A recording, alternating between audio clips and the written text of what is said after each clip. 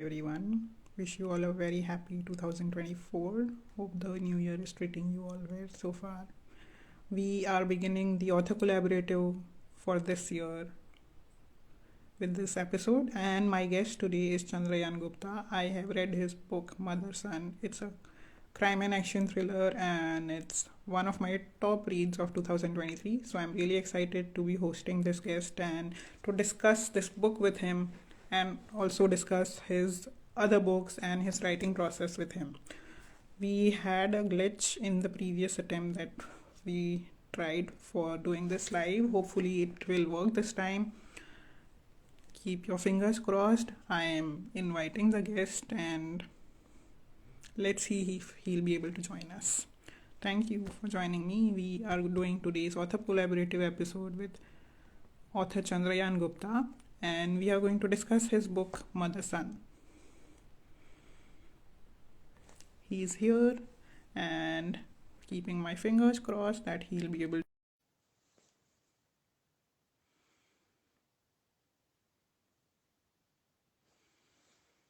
Okay, Chandrayan, I accepted your invitation. Do we have the same problem? Are you able to accept the invitation?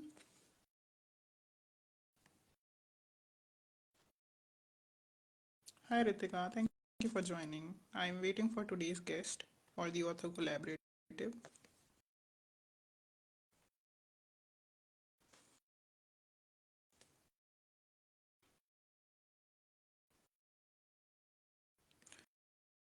I am particularly excited to talk. Hi, Oh, hi.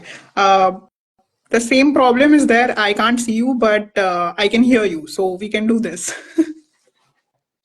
can everyone else see both of us?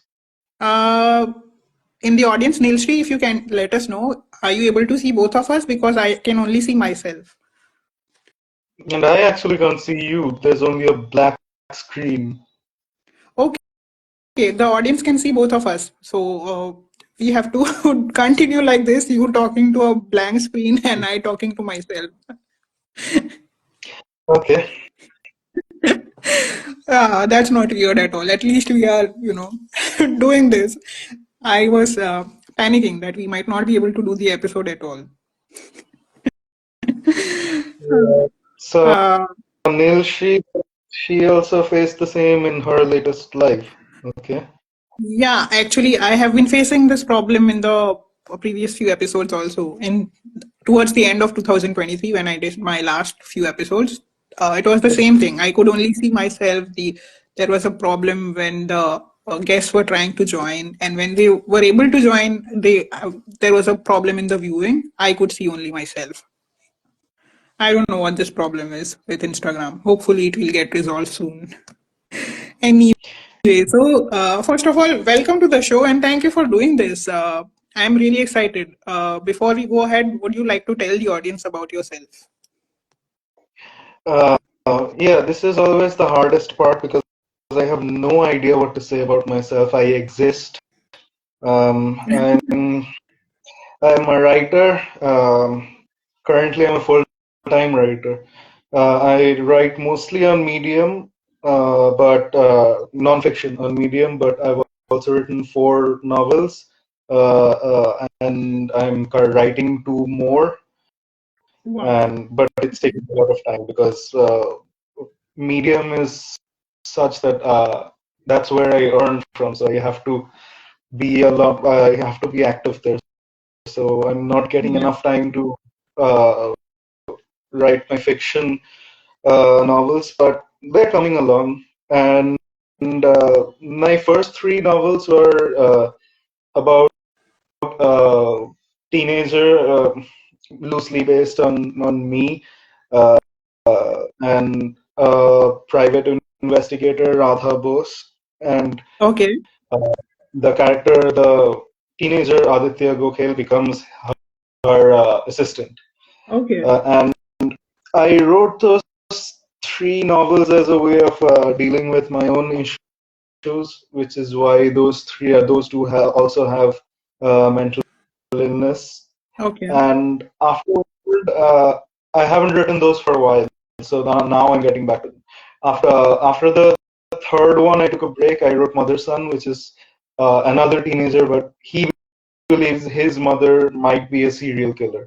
Uh, Okay. and the entire book, up until the final line, is about whether she is a serial killer or whether he's uh, suffering from schizophrenia. So right now, I'm returning to the previous series. I'm writing the fourth entry, the fourth major entry. There will be five. I'm writing the fourth major entry, and Wonderful. because it takes a lot of time, I'm also writing a shorter novella before that, set between the events of the first two books. So Okay. Wow. So you have a busy schedule writing wise, and we can expect at least a couple of more books, right? oh yes. That's exciting for me as a reader because, as I have mentioned, I really enjoyed reading your book, and it was one of my top reads of 2023. Since we are talking so much about the book, I'm just going to show the audience what it is all about. So, this is the book that we are talking about. It's Mother Son, and as you already mentioned, it's about a teenage boy who suspects that his mother is a serial killer, and the whole process of reading it and absorbing the characters and their flaws and their dysfunctional relationships, it was very exciting for me, particularly because I enjoy the genre thriller, and I must say that you have a way with writing thrillers, and I'm a fan. You have a fan in me.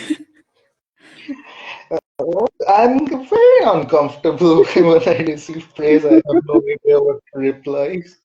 Thank you. Um, I'm, I don't know if you can. No, you can't see me right now, but I'm kind of shrinking into my own. I think you should get used to such compliments because you are an exceptionally good writer. And before I, go into the admiration part of it more, I'm going to read out a few passages from the book so that the audience who are watching us, they also get a peek into the book, and they are also intrigued to maybe check it out themselves. So this is from a particular episode where Abig, the protagonist, he is attending someone's funeral, and this is the entire dialogue that happens there. So I'm just going to start. I find a gathering with good food upon a person's death, crass and distasteful. An argument could be made that the dead would want the people they leave behind to get together, connect, sometimes reconnect, and have a pleasant time. Maybe that's how we justify funeral services. But the dead aren't concerned what happens after they die. The event hall is bathed in a pale hue and adorned with portraits of the deceased. The walls are a dim shade of blue, illuminated by tube lights and a sole chandelier hanging from the center. The place is quite small, not cramped, mind you, but adequate for large crowds. Today, though, we are only 37, all dressed in austere clothing, either black or white. I myself am in a black kurta with matching jeans and sneakers. As I stare at some of the faces, I am reminded of plastic. Plastic smiles, mechanical nods, a measured somberness, and a quiet display of empathy. Only the widow seems truly affected by the man's death. Watching her navigate one patronizing conversation after another, while obviously pushing down virulent tears, makes me admire her fortitude. Abik cuts a voice through my thoughts. Are you all right? Of course I am. I automatically reply. Why wouldn't I be? I know how funerals make you feel, she says, even manages to lace a tinge of compassion into her tone. And yet you dragged me to one. I respond evenly. Not an accusation, not a sullen pout, a matter of fact. I had no choice, she claims. The widow personally requested your presence. Why? I asked, frowning. Okay, I'm going to stop there because the conversation that follows is one of my favorites. And that's where the actual tension also begins because, Abhik is very awkward in public and he tries to console the widow, and something else entirely comes off the conversation. Yeah, I remember. I've gotten myself into similar incidents where I should have stop talking, but then I didn't. Yeah, so based on my reading and the intrigue that you managed to develop in my mind related to your writing and the thrillers as a genre, I wanted a few to ask you a few questions. Are you ready to face those? Yes, absolutely. My first question to you is I have never written a thriller, but I have read a lot of thrillers and I watch a lot of thriller movies and shows. So, my understanding is that the characters and the settings itself they are as important as the plotline in the story. And I want to understand how you managed to do that, and can you explain it through an example scene from this particular book? Yeah, the setting of a novel is often an extra character. Like there's a book named The Guest List by Lucy Foley, in which guests gather in a wedding in a remote island, and then one night, on the night of the wedding, the electricity is cut. There's a massive storm. No one can see anything. No one can hear anything. And in the middle of all that, there's a scream. Someone's been murdered, and obviously the killer is on the island among them. Hmm. And it's the entire place is cut off. So that uh, the settings actually it's I always take great care in crafting the settings and always telling the reader what's going on in the surroundings, Hmm. because even though we don't think about it necessarily, where we are affects what we do and what we say. Like right now, I would sit in a far more relaxed manner, in a far more less self-conscious manner if I knew no one was watching. But my neurosis is such that if I know somebody's watching, I always tense up and get really awkward. And but that's where the tension comes from. So in my book, there's one scene where I'm going to have to find a way to say this without divulging spoilers, but Without where spoilers. finds out the teenager finds out why there was a knife in the house in the first place, and Hmm. that takes place in the dead of night in a remote setting where no one's around, there's no light there, and you can hear yourself breathe. So Hmm. that adds a layer of tension. If that confrontation had taken place in a KFC, it wouldn't have had the same impact. Hmm. So settings, especially in I don't know if you watch horror movies, but I'm the kind of viewer, I don't like uh, jump scares. I like my horror to come from the atmosphere. So Got it. the setting of a book, I feel, is just, you can induce tension where there would otherwise not be tension just because of the Hmm. setting. So I think it's very, very important.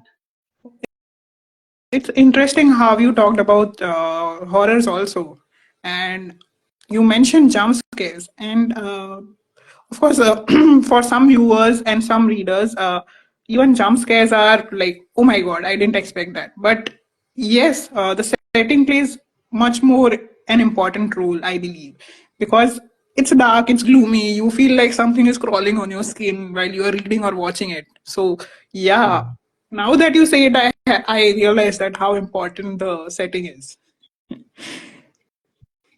Now, coming to my next question, related to thrillers again, is that when we are reading thrillers, especially with this one also, and a few other thrillers that I have read, there's always this whodunit and the factor of predictability. Yeah. And as an author, how do you work upon this factor of predictability by having relationships which are layered?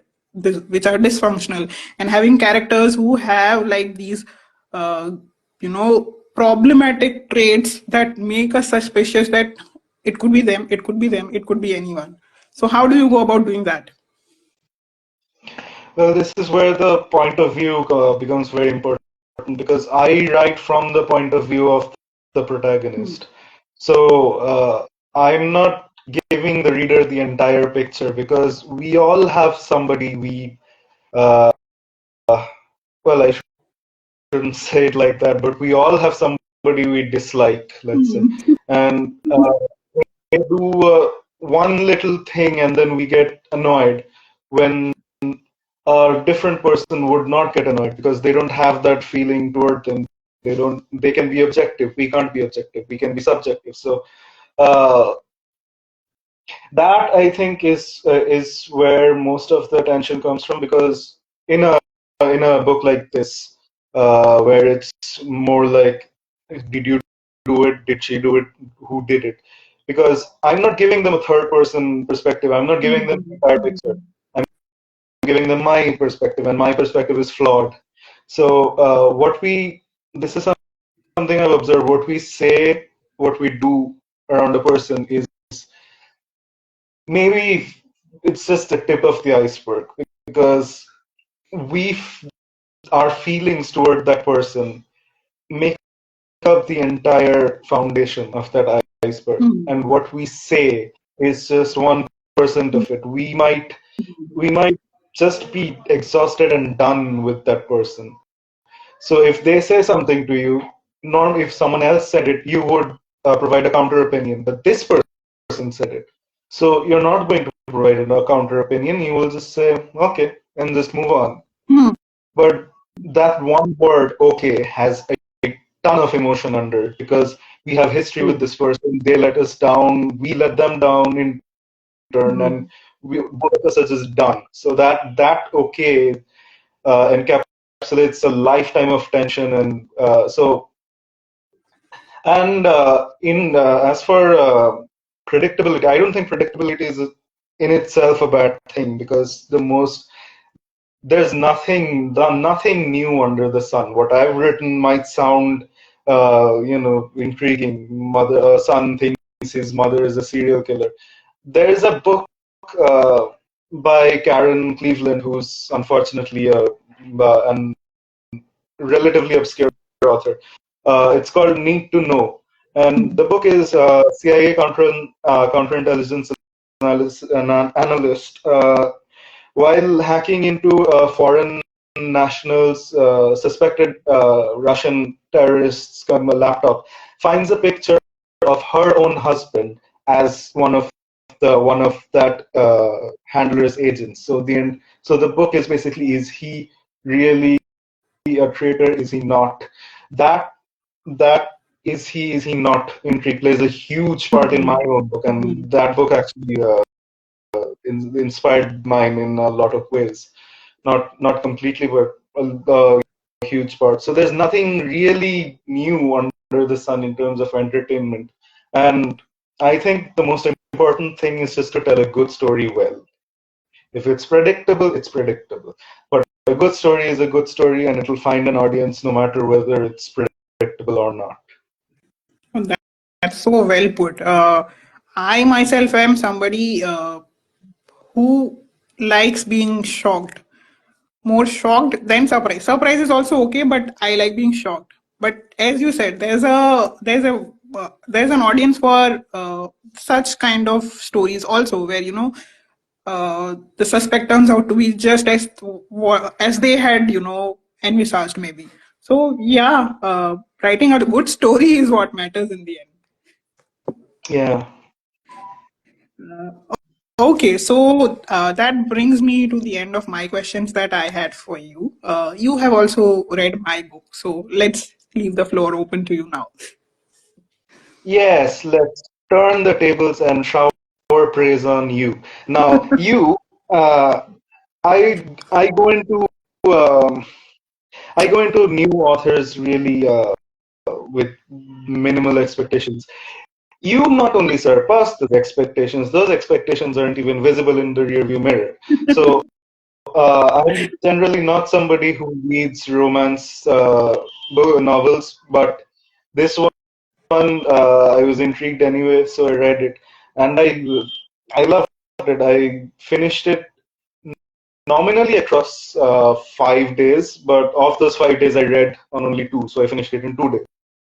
So I needed to know what happens next. The biggest away from reading your book was you have a flow that if there's nothing else, there's that flow. It's indefinable. I can't put my finger on it, but there are some books that you start reading it and then you just want to keep reading it. It doesn't matter. In this case, the story was also brilliant, but even if it wasn't, that flow is enough to make a person just want to keep turning the pages and keep reading the prose. So yeah, I loved your book. I really did, and I'm now plan to read all of them because I understand this was one in a series, and I want to read all of them. Oh, thank you. That makes me really happy. And yes, this is the second one in the series, and I plan to bring out the third one soon. But I'm very happy to, listen to you saying that because, as far as I understand, you are not somebody who reads romance a lot, right? No, oh, so I shook my head. I forgot you can't see me. I can't see you. I'm sorry. No, no, We no. have to establish that again. That I can only hear you. Yeah, no, no, I don't. I generally don't read romance This novels. makes No. me particularly very happy because you don't read romance, and my book connected with you even then. So that's a huge compliment for me. And without showering further praises on the book and on my writing, if you would you be able to read out a few passages if it's possible for you?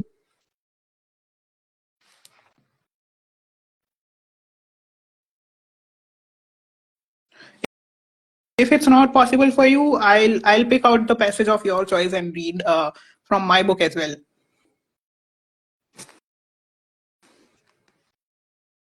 Hello, hello. Okay, I think we have You lost can't her. hear me? Yes, are you there? I think we lost you for a while. Oh, okay. No, then I can't because I switched to the Kindle and you lost Okay. my audio. Okay. There are two Okay. scenes I really loved. Um, no, I'm unstuck. There are two scenes I really loved. The very first holy scene, and with the X, and there's one I also. And now that I think about it, the very first scene, absolute very first scene where she's in the theater. And if you want to begin a book well, that's how you begin a book. So Thank you. dealer's choice, you get to choose which one. So I'm going to go with the holy scene because I have not read that out before in a live. So we are going to go with the chapter where we meet Varun when he is older after the prologue. So let's start. Avni Mehta sang along to the lyrics as she swayed in abandon to its catchy tune. The holy celebrations at Pashmina Serene were on in full swing. Being a posh residential complex did not stop its residents from letting their hair loose on festive days, especially a festival like Holi.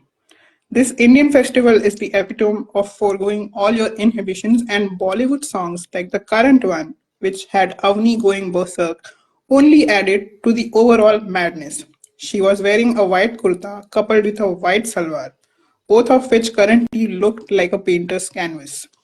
The holy colors had turned her clothes and almost every visible part of her body into a melange of various shades.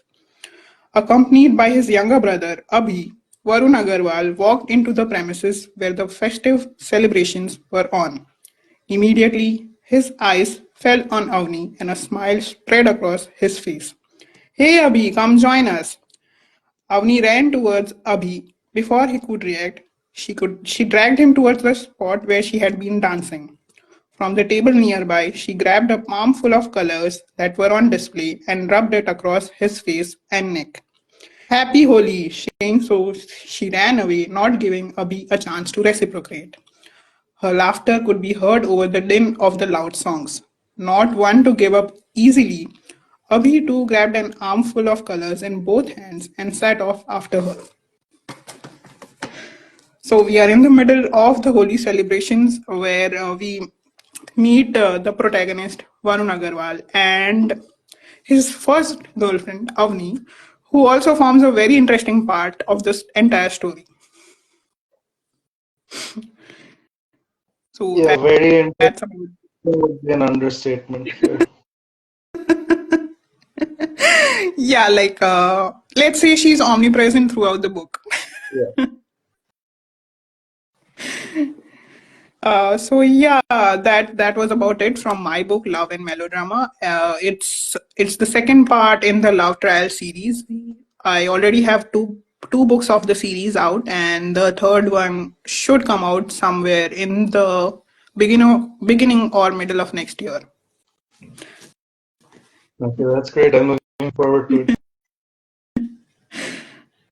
So yes, the floor is yours to ask questions if you also have any for me. Yeah, so the thing that struck me where a thought struck me in the middle of the book that this actually feels like I'm reading a transcript of a Karan Johar Bollywood movie. So I wanted to ask you how important was you to create this Bollywood-esque story which captures the true how should I say this Indian filmy taste of Bollywood. How important was for you to create this environment? Okay, so this is the second book in the series, and the first one also had a little bit of Bollywood in it, but this one particularly had a lot of it because the lead character, Gayatri Kulkarni, she is a Bollywood buff and she's a total drama queen. And I had to justify her actions and her choices and her personality a lot throughout the story. And she has this tendency to overreact or behave in a manner that a Bollywood actress would. Like, she's somebody who likes being the center of attraction. She loves to sing and dance. So I had to justify those personality traits of my protagonist. That's why this particular book has a lot of Bollywood in it. In the process, of course, it turned out that my lead protagonist is somebody who many readers could relate to, because a lot of us Indians are like that. We love our Bollywood, we love our drama. So if the relatability factor was more, it was just a cherry on top for me. And I was just trying to tell a story where the protagonist is justified, her actions are justified. And the whole Bollywoodish was because she's a choreographer, because she is somebody who loves to sing and dance, because she loves her movie, because she's such a drama queen. And that's how it came out. And I'm glad it came out that way and it was loud, because while doing such a thing, there's always that thin line where you are overdoing it, and some might feel that nahi maza aa raha hai. And I'm glad with this one, even though I felt like I was overdoing it, the readers who have enjoyed the book, who have loved Gayatri, probably they didn't feel it that way. And I was lucky in that manner. You definitely did not overdo it. She came across as very, as you said, very relatable, very grounded, very three-dimensional. So you did a great job with all of the characters. None of them felt one-dimensional. So I also wanted to ask you that true love, finding true love, is being in love with someone is um, take it from someone who knows a very serious matter and can lead to serious consequences. I wanted to ask you, despite all of that, you managed to keep a very light, jovial, welcoming tone. How did you infuse humor and romance. I think some of it also has to do with the fact that I am also intrinsically a person who does not take life very seriously and uses humor a lot. I am like Chandler Bing in that matter. I use humor a lot as my defense mechanism, and I think that comes out in my writing, and particularly in this book also it came out that way. So if you are somebody who's not serious all the time, who likes to joke around, who's goofy as a person, I think that translates into your work also. Having said that, I also have people around me who are not like that. They are trying to always make a joke out of a serious situation. Trying to ease the tension. So that helped a lot. Having said that, in this particular series, I think it was also about the characters who were young. They are still in their teens when we begin the story, Yeah, and as they grow older, you see through the process of the story and their character development, you see that they are becoming a little more serious. They are not as sab हंसी मजाक में उड़ाना है. We see the changes through them, but that humor part of their personality helps them become accept the challenges and struggles that life throws in their way, and also because of the support they have for each other. So I think that plays an important part in your writing, in your work. The way you are, it translates into your work, I think. yeah, definitely. If you're a serious person, you do write serious thrillers, like me. I'm, I'm very. I used to be very jokey and very jovial, but nowadays, when I'm entering my 20s, I feel like I'm becoming a lot more serious. I don't like that. So yeah, you are probably going through the phase which my characters went through in this. They were like in their teenage, they were more carefree, they were jovial, they like to joke around. But in their 20s, they become a little more serious. Yeah, But I hope you are also able to retain some part of your jovial nature. yeah. Hopefully, I still love watching stand-up, which is one of my favorite ways to spend time. Yeah, actually, that also makes a lot of difference. What kind of content you are consuming, that also translates into your own content creation. If you are somebody who watches a lot of comedy, a dramedy, or stand up, and who enjoys humor and romance a lot, I think that will automatically become a part of what you are creating also. Yeah, definitely. So a mix of both. What kind of a person you are, and what kind of people you have around you, plus what kind of content you are consuming. That translates into your work. Yeah, absolutely. Definitely. I I hope So my book will become a little more light-hearted as I keep going. Hopefully. yes. Okay, so that brings us to the end of the long form questions that we had for each other. Now we come to my favorite part of the show, which is the rapid fire round. Would you like to start? You ask the first question, then I'll continue. Yes. So I got this question. I mean, I this question occurred to me while reading this book. If you read this book, you will understand why this thought occurred to me. How many Bollywood movies have you actually watched? I'm a total Bollywood buff, and if I'm at home and I'm not writing or reading, you will definitely find me glued to the TV. The TV at my home is almost on for 12 plus hours, so you can up maybe approximately gauge that how many movies I would be able to watch in a particular calendar year. I am sure it's definitely more than 40 plus movies in a year, because if a person is watching TV every day, they are bound to consume that much. So I don't know how many movies I have watched in my lifetime, but if we go by 40 movies a year, you can. I'm currently 34, so you can calculate. Well, that's a well, good for you actually. Yeah, so I'm a movie buff and I enjoy my content consumption. I enjoy watching TV a lot. So yeah, I have seen a lot of movies, and I listen to a lot of music. That's why also we have so many songs also in the book. Oh yeah, you actually provided this amazed me. You actually provided an index of all the Yeah. songs used in the book.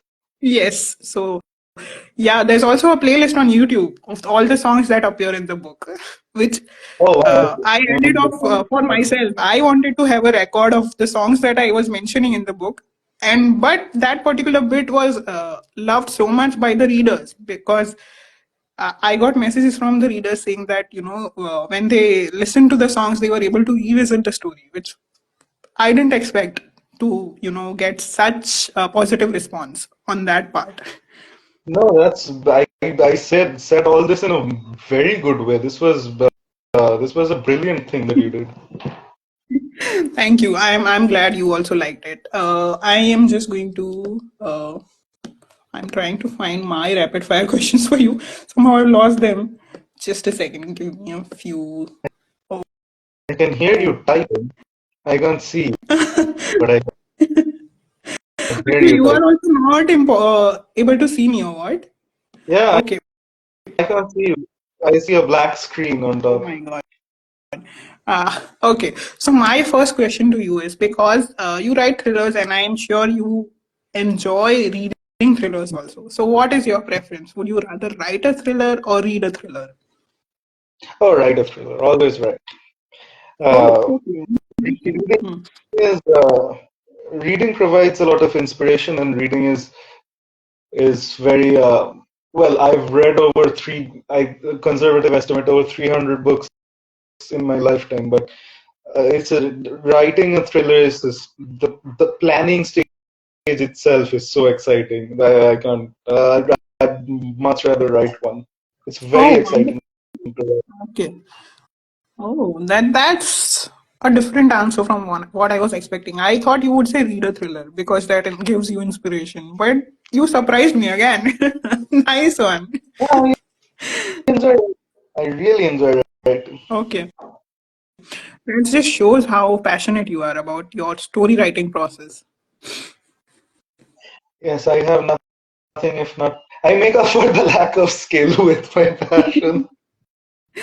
Okay. Okay, your turn again.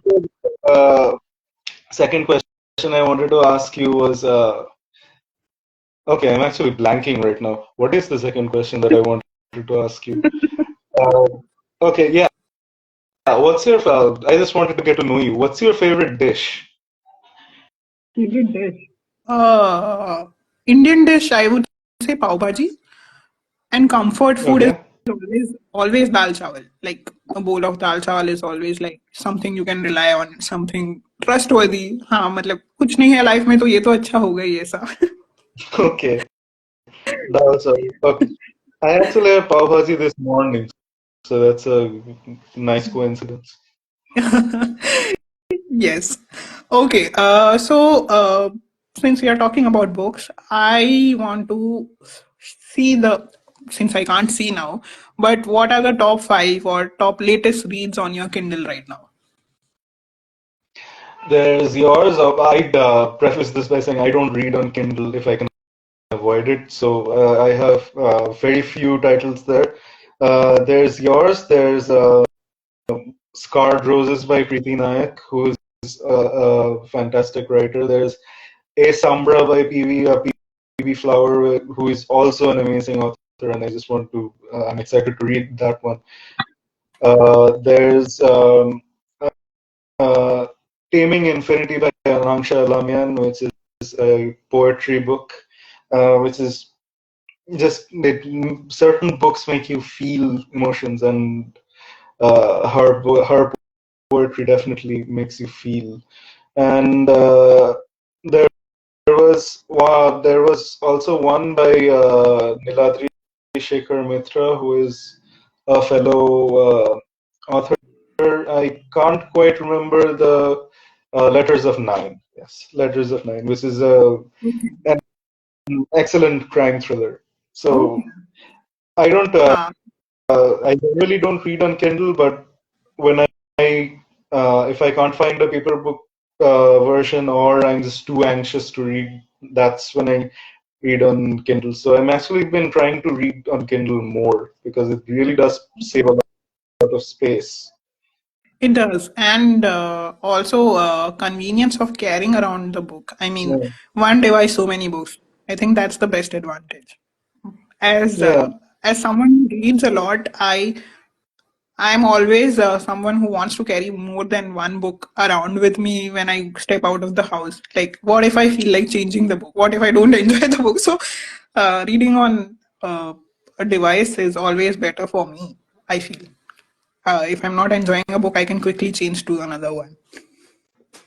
yeah. So I also wanted to ask you, well, you write love stories. Hmm. What's your favorite love story?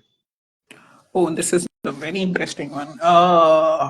Okay, so when we talk about romance, I of course enjoy reading romance a lot, but I am also somebody who enjoys watching romance also.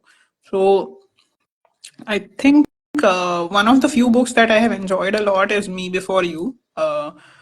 By Jojo Moyes. That's a really good book. And Cecilia Ahern and all of Nicholas Sparks. I enjoy all of them. And if we are talking about Indian authors, I would say Shilpa Suraj is somebody whose books I always enjoy. And then there is Alicia K. Uh, oh my God, I'm listing off authors, but now that you have asked it, I am not able to stop. Ah, good, interesting author. It's good. People should read them. Yeah. So, Cecilia Han, Nicholas Sparks, Shilpa Suraj, Alicia K. Yeah, these are the authors that I enjoy. And always for movies, I rely on Netflix algorithm. It always, it's always faithful to me. It will always, uh, recommend me movies that I am pretty sure are 7+ rating on IMDb. So, yeah. Yeah, that's great.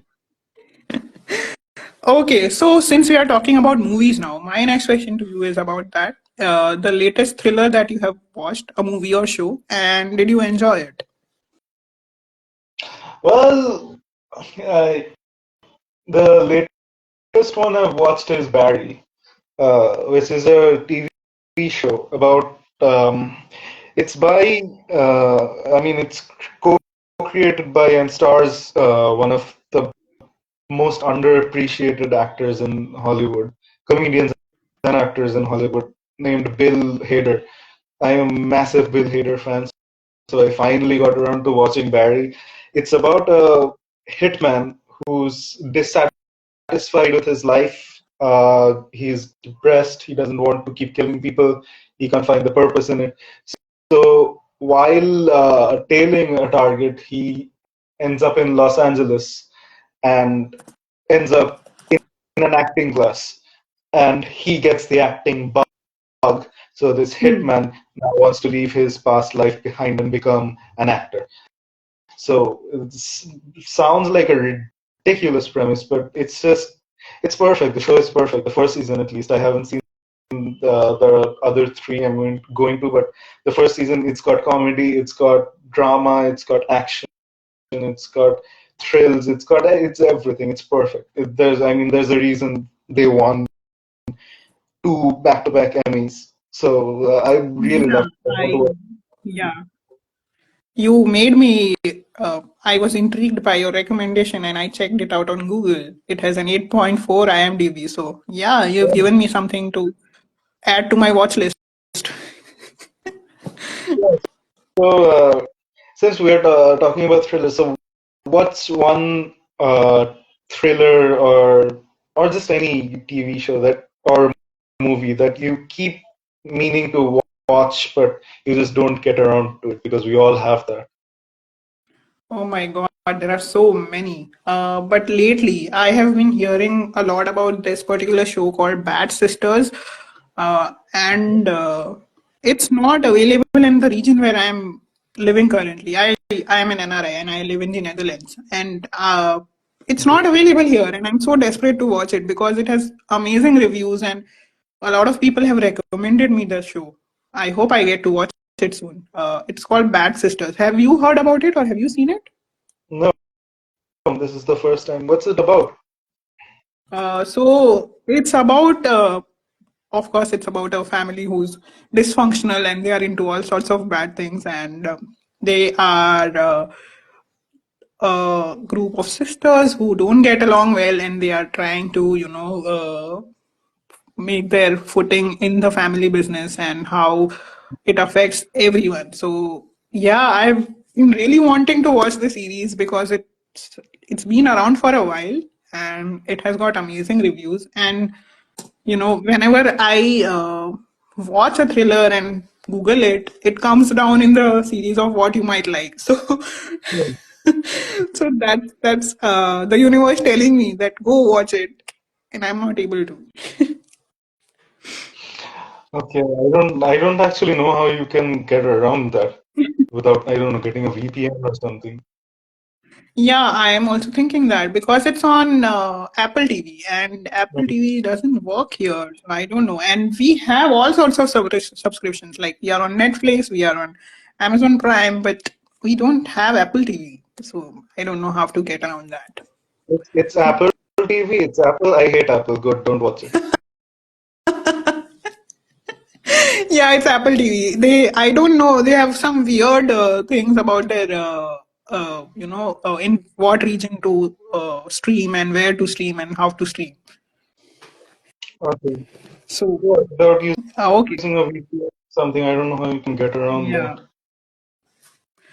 Yeah. Never mind. I'm sure when the time is right, I'll be able to watch the show. If not, there are many good ones. Like this one that I recently watched, "Fool Me Once," was a good show, and I would recommend it. If you're a fan of thrillers, and that author, I am not remembering the name of that author. He has a lot of shows with Netflix. His book, 9 of his books have been converted into shows on Netflix. Wait, Yeah, that's good. what is the author's name? Just a minute.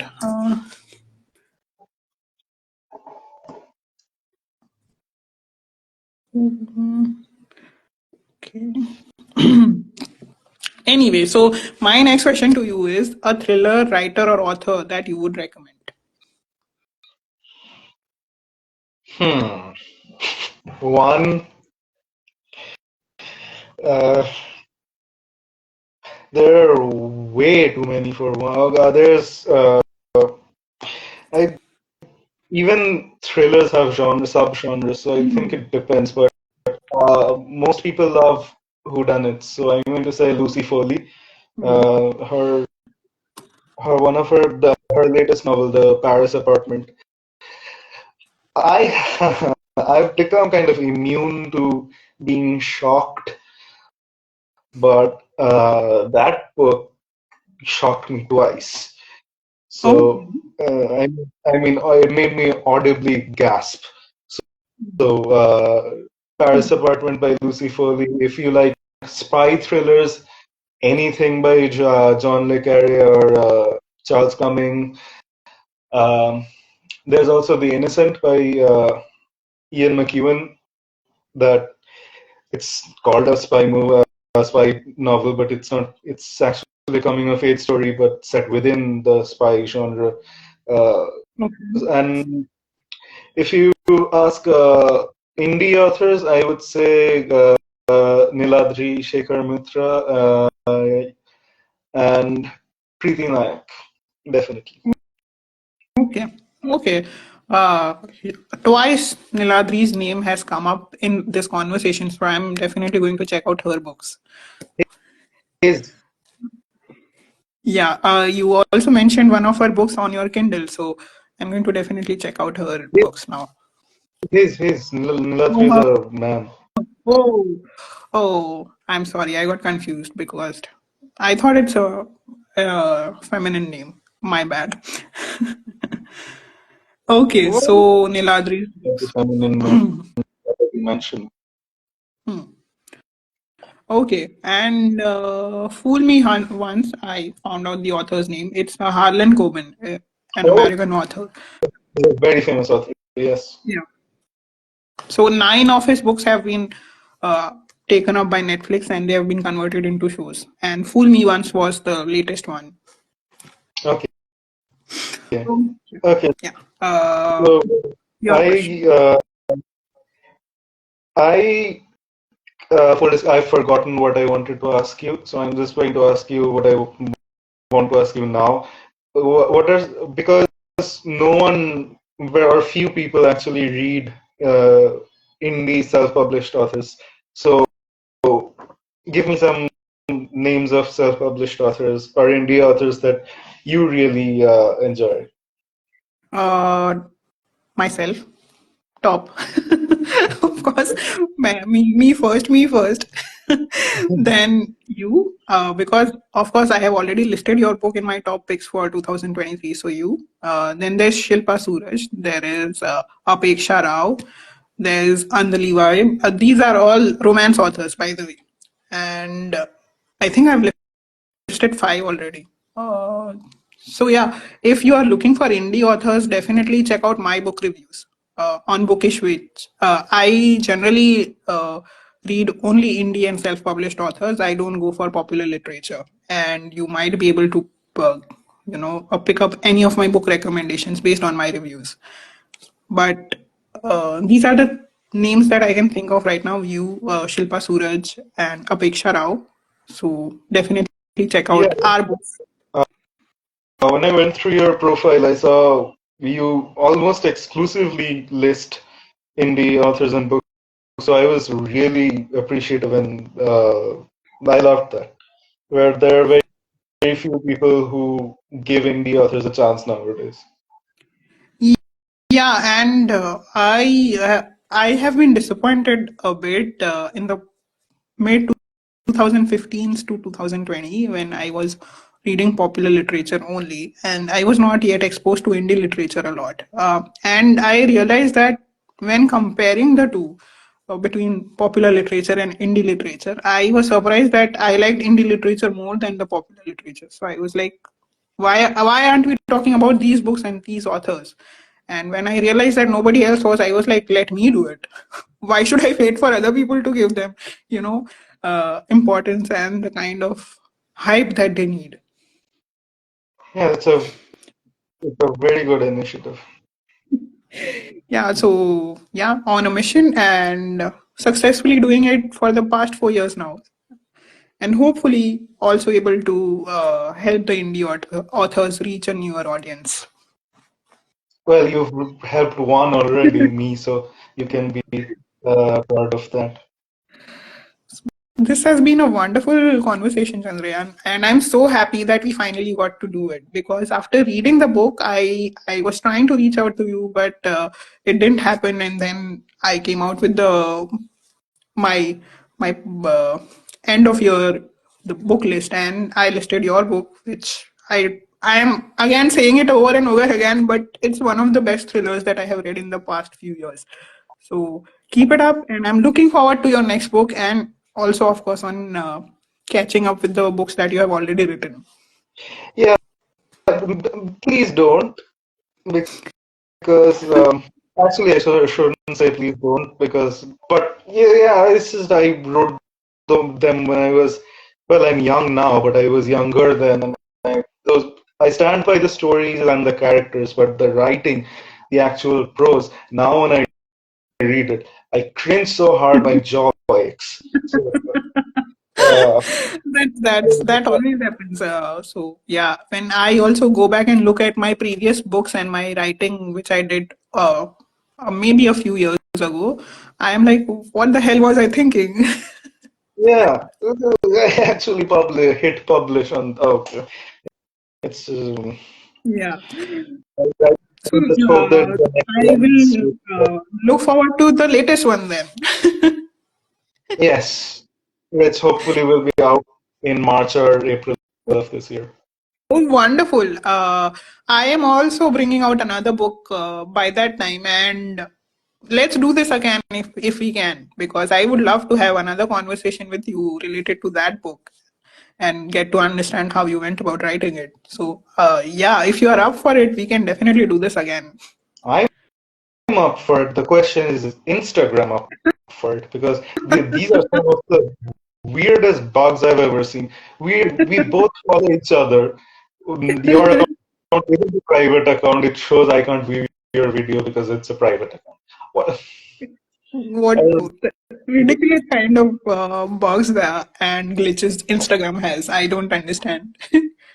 Yeah, But we at least had this conversation and we were able to do the episode as we had promised the audience. So I'm glad about that. yeah. Hopefully they enjoy my nasal voice speaking for 60 minutes. I think they will. No, I think it's just us who's not able to see each other properly. I think the audience was able to, which is very weird. Yeah. Well, my face isn't that good either, so Yeah. they're burned on two fronts.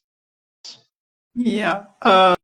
Anyway, this was wonderful. Once again, thank you for joining me, and I look forward to hosting you again anytime soon. In the hopefully in the next couple of months itself. Yeah.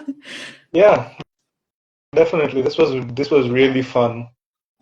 Same for me. So thank you, and have a great weekend. And the video will be available on my Instagram feed and my YouTube channel. So whoever has missed it can always go back and check out the conversation on these two platforms. Have a great weekend. Bye, everyone, and bye, Chandrayan. Thank you so much again. Bye. Thanks for having me. Have a great weekend. Yeah.